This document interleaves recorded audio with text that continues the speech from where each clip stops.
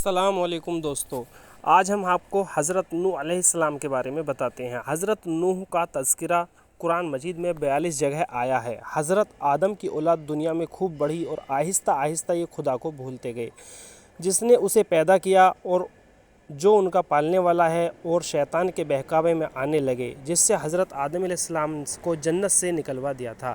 شیطان کے بہکائے میں آ کر وہ لوگ بتوں اور آگ، سورج وغیرہ کو پوجنے لگے اور ایک خدا کے بجائے مٹی اور پتھر کے بہت سے خدا بنا لیے۔ اپنے ہاتھ سے اپنے خدا بناتے اور پھر ان سے مانگتے، حالانکہ یہ مٹی اور پتھر کے لیے بھی کچھ نہ کر سکے۔ ان کے لیے کیا کرتے؟ اللہ تعالیٰ جو اپنے بندوں سے بڑی محبت رکھتا ہے، اس کو یہ کبھی گوارا نہیں ہے کہ اس کے بندے شیطان کے بہکائے میں آ کر اللہ کے علاوہ کسی اور کی عبادت کرنے لگیں اور اس کی سزا میں مرنے کے بعد دوزخ میں جلیں۔ اللہ پاک نے حضرت نوح علیہ السلام کو اپنی نبی بنا کر بھیجا۔ اس زمانے میں لوگوں کی عمریں بہت بڑی بڑی ہوتی تھیں۔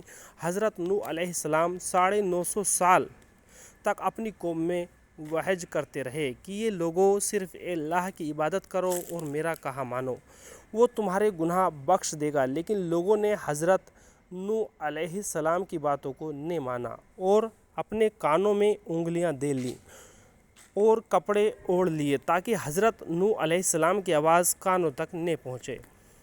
حضرت نوح علیہ السلام نے ہمت نہ ہاری، وہ برابر سمجھاتے رہے اور کہتے رہے، اے لوگو، اللہ سے معافی مانگو، وہ بڑا معاف کرنے والا ہے، تم پر آسمان سے بارش برسائے گا تاکہ تم خوب اناج پیدا کر سکو، اور اس کے ذریعے سے بڑے بڑے باغ پیدا کر دے گا، ان میں نہریں پیدا کر دے گا، تمہیں مال و دولت دے گا اور بیٹا دے گا۔ تمہیں کیا ہو گیا ہے؟ تم خدا کو نہیں مانتے، حالانکہ اس نے آسمان بنایا، چاند اور سورج بنائے، اس نے تم کو مٹی میں پیدا کیا اور پھر اسی مٹی میں ایک دن تم مل جاؤ گے، اور پھر قیامت کے دن اسی مٹی سے تم کو دوبارہ زندہ کرے گا۔ لیکن لوگوں نے اپنے بتوں کو نہیں چھوڑا، اور حضرت نوح علیہ السلام کہنے لگے کہ ہم اپنے بتوں کو ہرگز نہیں چھوڑیں گے، اور ہم تو تم کو اپنے جیسا آدمی ہی دیکھتے ہیں، اور تمہارا کہنا بھی صرف چند غریب لوگوں نے مانا ہے، اور ہم تو تم کو جھوٹا سمجھتے ہیں۔ حضرت نوح علیہ السلام نے کہا کہ اے میری قوم، میں تم کو جو نصیحت کرتا ہوں اس کے بدلے میں تم سے کوئی مال و دولت نہیں چاہتا،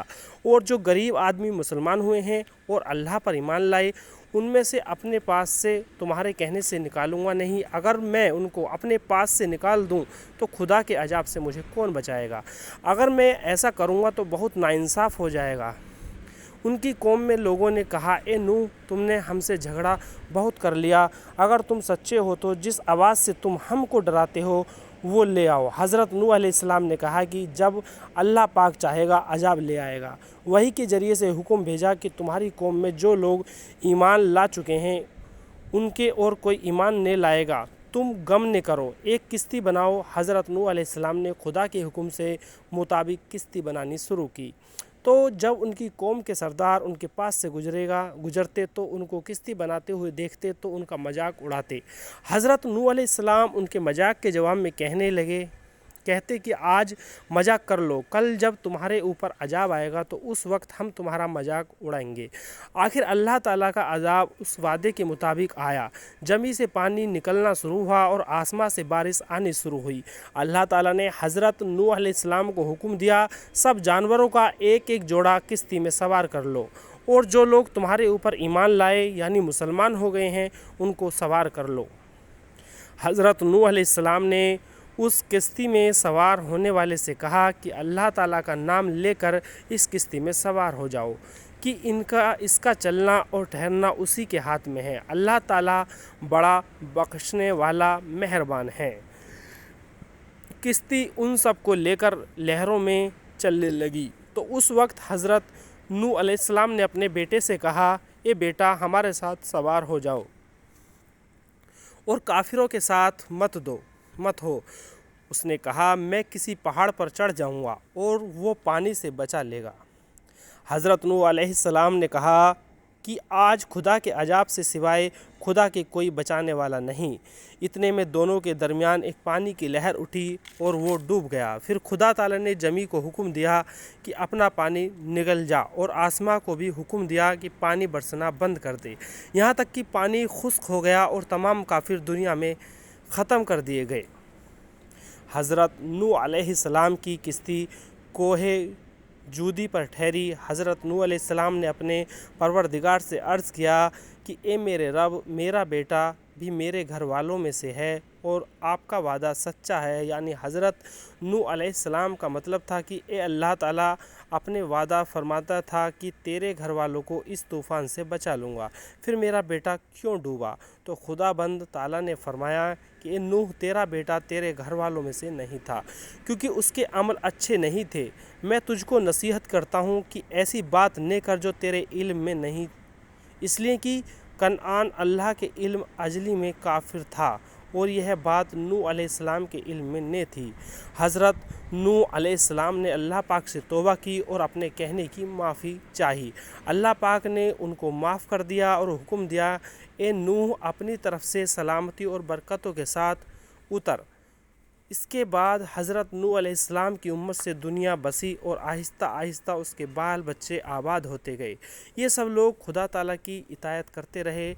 زمانہ گزرتا گیا اور آہستہ آہستہ شیطان نے پھر بہکانا شروع کیا، تو یہ لوگ خداوند تعالیٰ کو بھولنے لگے۔ حضرت آدم علیہ السلام کا سبق، حضرت نوح علیہ السلام جو اللہ تعالیٰ کے اتنے بڑے پیغمبر تھے، اپنے بیٹے کو اس کے برے کاموں کی وجہ سے اللہ تعالیٰ کے عذاب سے نہ بچا سکے۔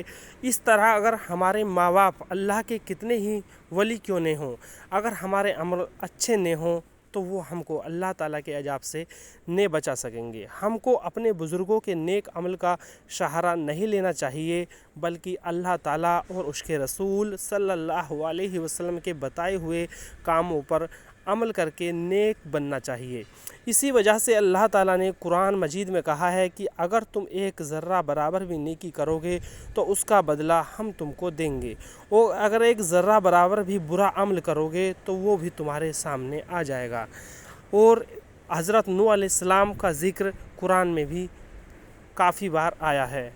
اگر یہ ویڈیو اچھی لگی ہو تو ویڈیو کو لائک اور چینل کو سبسکرائب کریں اور ویڈیو کو شیئر کریں۔ شکریہ۔